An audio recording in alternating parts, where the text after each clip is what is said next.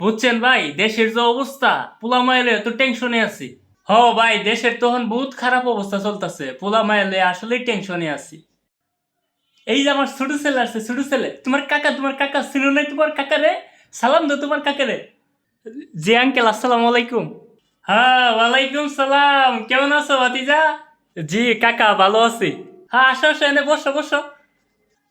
হ্যাঁ, এখন তো কাকারে চিনবা না, অনেক বড় বড় হয়ে গেছো। ছোটবেলা একবার তুমি আমার কুলে মুইতা দিছিলা।